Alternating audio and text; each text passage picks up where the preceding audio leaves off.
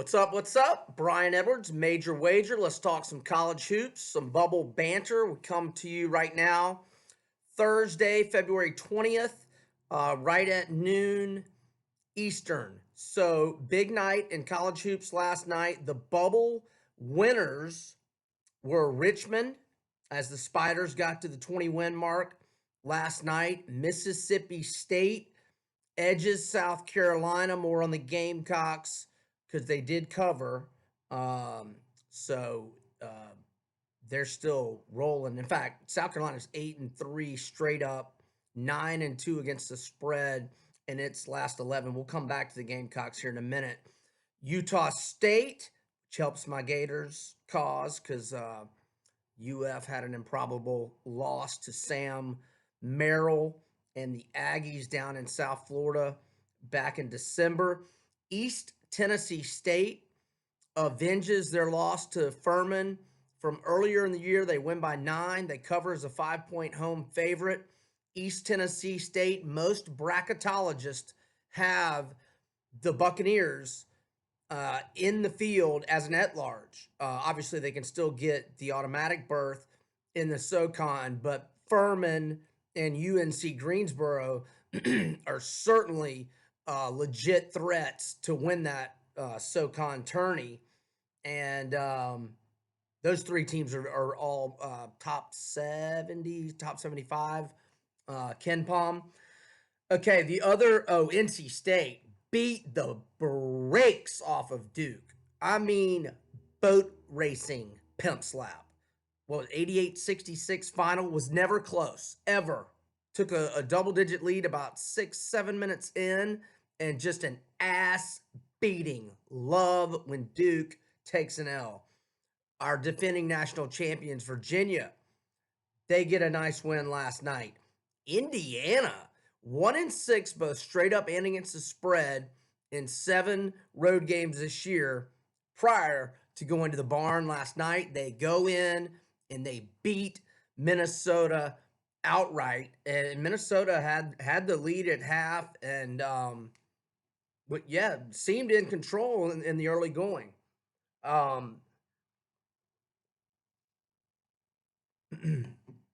Bubble losers last night. None bigger than the Crimson Tide of Alabama. I love Nate Oates, their new coach, but you cannot lose at home to A&M as a double-digit favorite. You're up by 6 at halftime, and they lose outright, excuse me, to Buzz Williams and company. So South Carolina, again, a loss last night, but they're 8 wins now in its last 11 games. They were in the next 4 out for Lenardi going into the hump in Stark Vegas, but they lose by 3 last night, but they do cover, and they're 9-2 against the spread. Another note on Mississippi State, the over hit for the 7th straight time for Ben Howland's bunch, and the over is on a 9-1 run for the Hail State Bulldogs. Another bubble loser last night, Georgetown, and then the Bearcats of Cincinnati. They lose a thriller in double OT to UCF. Cumberland hit a half-court shot at the buzzer to win it. Waved it off on replay. Oh, boy. AAC action at its finest, huh?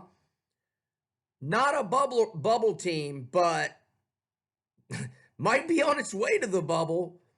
Auburn loses 65-55 at Stegeman to Georgia, which had lost 8 of 10 games. Now, they did not have one of their better, probably their best player, Okoro. He was out. He averages 13.1 points, 4.8 rebounds a game, but he's in most of the NBA mock drafts have this true freshman listed as a lottery pick. I think I saw a tweet where he was, I don't know if it was at ESPN or NBADraft.net, but he was number 7 overall in their so they did not have him. And they were on a 7-game winning streak going into Missouri Saturday, and they lost outright. Now, both of these games were on the road. And kind of like Louisville, who got off the schneid last night, they had 2 bad losses on the road last week at Georgia Tech and by 15 at Clemson. But then they shellacked Syracuse last night back at home after back-to-back road losses. So Auburn will be in that situation at home against Tennessee on Saturday. Got to check the status of Okoro. Don't know when he's going to be back. I would think Auburn, if Okoro is back, I would think they'll be about 7-ish, maybe 7.5 against Tennessee. No Okoro, maybe 5.5. As they host the Vols. All right. Yeah, Auburn's offensive struggles. Okay, they only scored 55 in Athens last night against Georgia, who, even after you accumulate and add in the 55-point lack of offensive outburst from Auburn last night, Georgia is still ranked number 294 out of 353 D1 teams in scoring defense. They give up 74.3, and Auburn could only get within 19 points and change of that last night.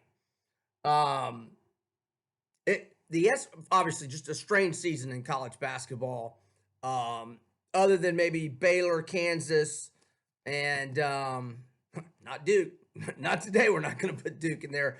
No big time team.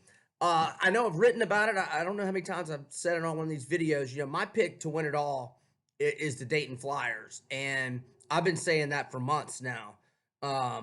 And they still have not lost since they dropped that December game on a neutral court to Colorado in overtime. And their only other loss was the Maui Classic Finals to KU, who's number 1 in KenPom right now.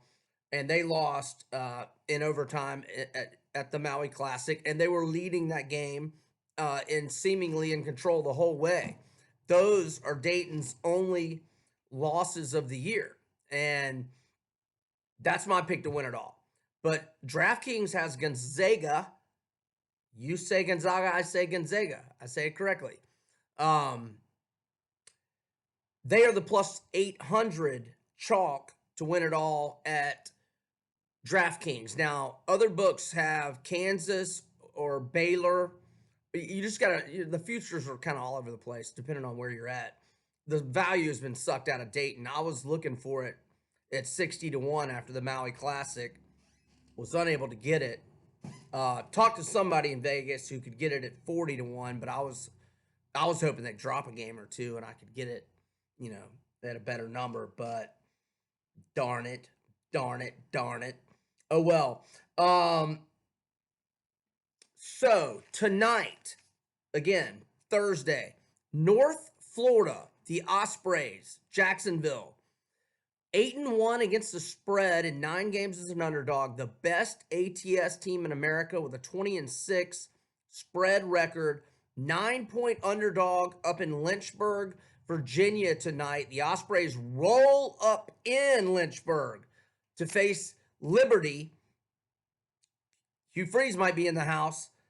They bring a 6-game winning streak, both straight up and against the spread. Now, the Flames will be looking to avenge a 1-point loss in Jacksonville earlier this year. But I like UNF plus the 9 tonight. We've got Ohio State at Iowa. Iowa is a 2.5-point home favorite, but CJ Frederick, who is averaging 10.4 points. No, I'm sorry. That's Carton for Ohio State. CJ Frederick, questionable with an ankle injury, averages 10.7 points per game, 3.0 assists, and 2.8 rebounds. And, oh, shoot. I gave you Carton stats again. Let me rewind that. All right. Iowa's redshirt freshman, CJ Frederick, questionable ankle injury, 10.7 points per game, has drained 46.7% of his 3 balls, and he did not play in that Sunday comeback win at Minnesota. Now, Ohio State's DJ Carton remains out indefinitely, personal issues in 20 games. he was averaging the stats I just gave you a second ago: 10.4 points, 3.0 assists, 2.8 rebounds per game, and hitting 40% of his treys. Now, Ohio State had been badly slumping, but they have righted the ship. Their schedule got a little easier. They kind of got their footing back under themselves, and now they're 5-1 both straight up and against the spread in its last 6. However, Iowa has won 12 of 13 at home and is 9-2-2 against the spread, and might have the best player in the country in Mr. Luka Garza.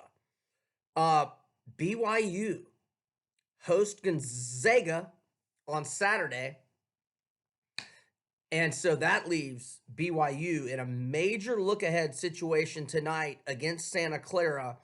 The Cougars are 12-1 straight up, 8-4 against the spread at home. They're 14.5-point home favorite to Santa Clara. BYU is all the way up to number 18 at KenPom, and they are 21-7 straight up, 17-10 against the spread. And 4 of their L's have come when Yoeli Childs was out. 3 when he was still suspended. I think he had an 11, maybe 12-game suspension to start the year. And they only lost by 5 to San Diego State at home without Childs early in the year. And they lost at Boise State in overtime and against Kansas out at the Maui Classic. That was without Childs. And they lost at St. Mary's in overtime when Childs missed another 3 or 4 games with an injury. And that was so 4 L's without their hoss, if you will.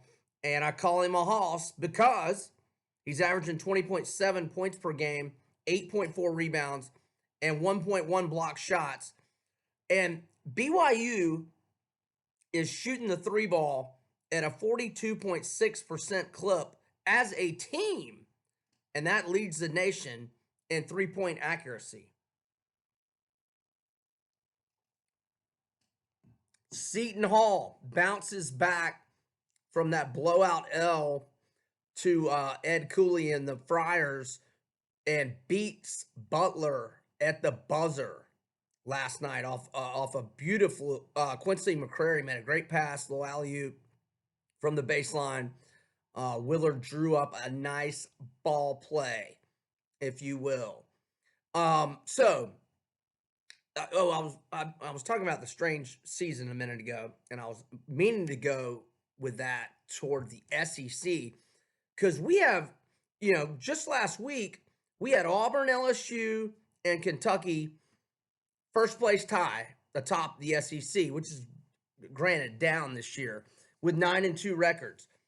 But LSU and Auburn are starting to fade, and these lower tier teams, Ole Miss had covered 7 in a row, shoulda, woulda, coulda won at Rupp on Saturday. Breein Tyree, the SEC's leading scorer, albeit with Naismith out, he was the leading scorer, but he's been out since early January with a season-ending injury.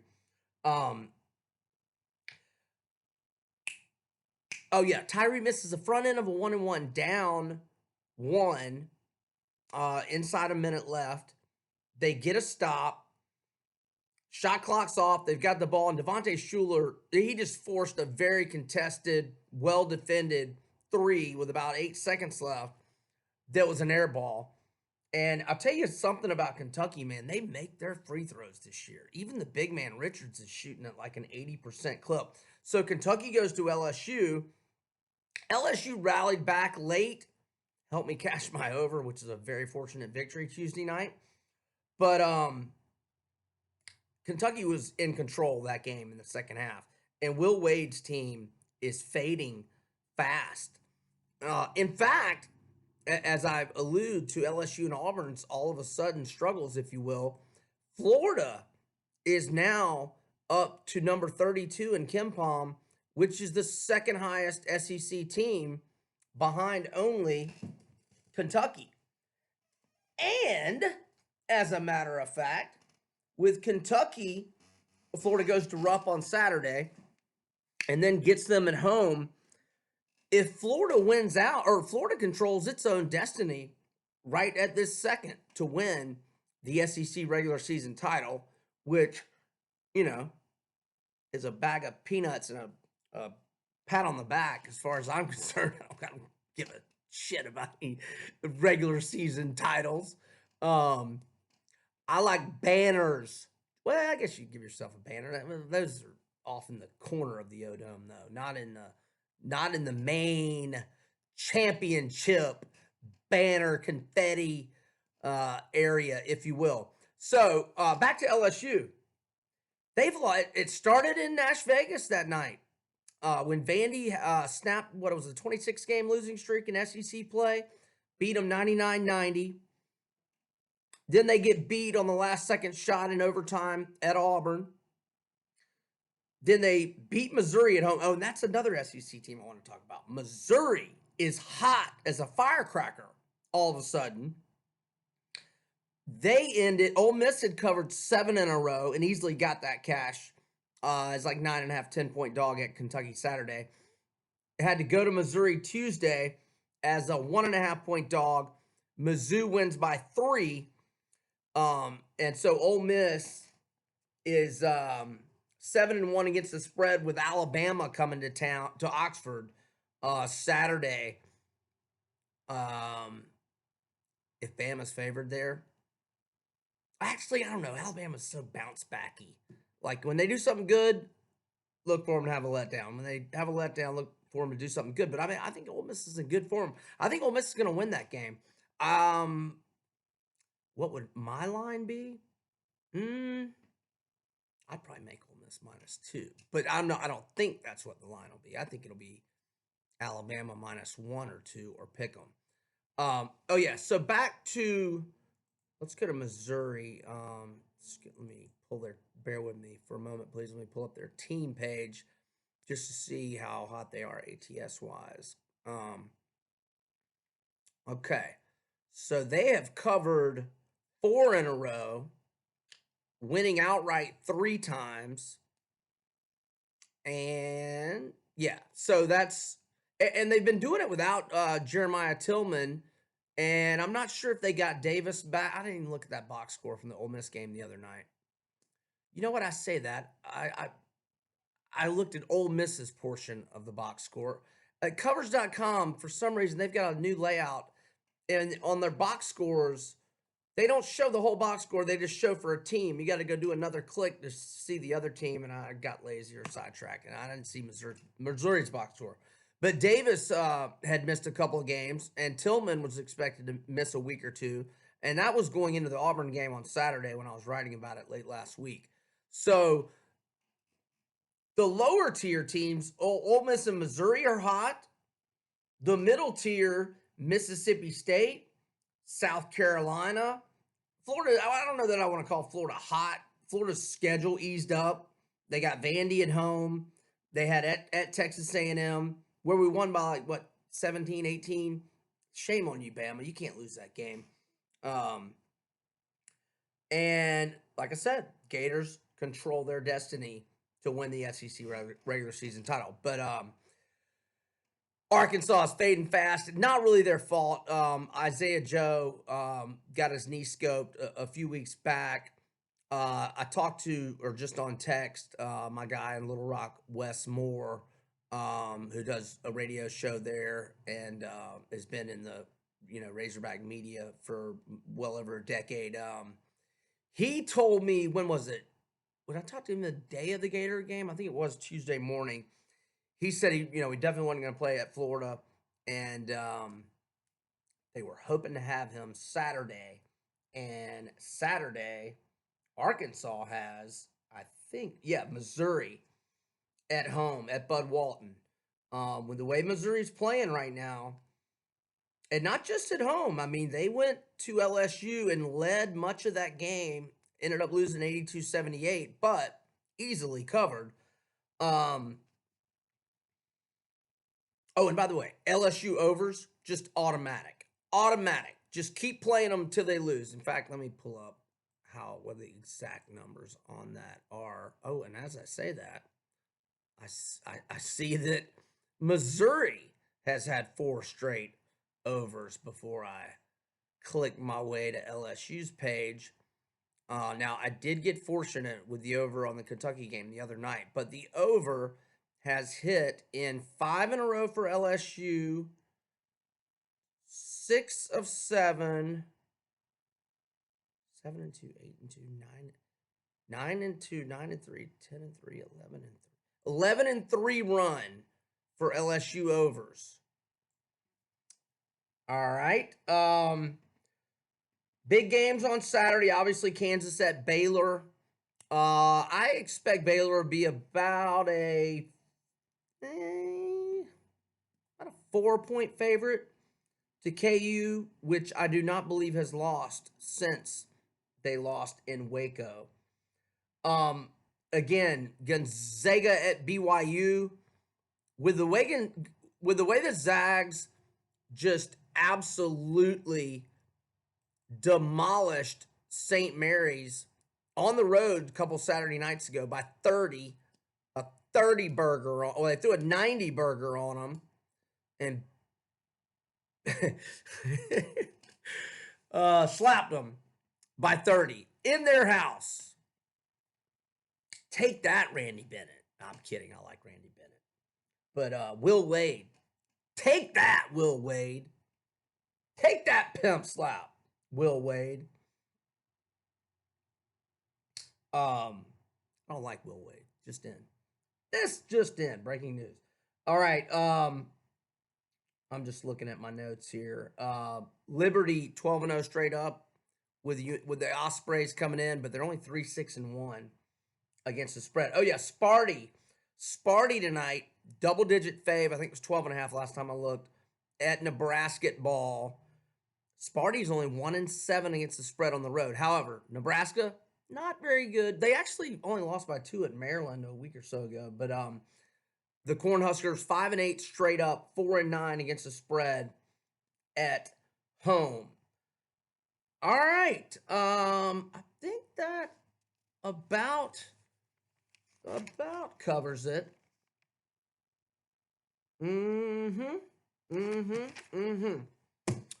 So, there you go. LSU overs. Look for them. Mississippi State overs. Look for them. Arkansas had seen 9 straight overs until the Florida game went under Tuesday night. So that's 9-1. What did I say? LSU was on 11-3 over run. I like UNF tonight +9, not televised, and I'm not saying risk a lot on it. I made Iowa a 5-point favorite to Ohio State, but that was before I saw Frederick's injury. Now, Frederick may get upgraded. We'll see. Iowa was at 2.5 at last look. Oh, Oregon at Arizona State. That is a big one. And Arizona State, they might be somewhat comfortably in at the moment. Teams that got to get going right now. No time to BS around. Cincy, especially after that heartbreaker last night. Arkansas, Stanford, not much time left, boys. You better get going. NC State, big statement last night. Huge win for them. Tough loss for Georgetown. Again, we went over that. I'm Brian Edwards, MajorWager.com. It's almost tourney time, so we'll have lots of bubble banner and the Gators on Saturday at Rupp. Ashton Hagens, by the way, thigh contusion, which back in my prime we called a Charlie horse. You don't not play because of a Charlie horse, please. But if he's limping around, Nimhard's going to take him to school. That'll be a great PG matchup at Rupp on Saturday. Come get some, Jim Rhodey. Those Gator boys, we're coming for you. Brian Edwards, Major Wager. Best of luck with your bets. Over now.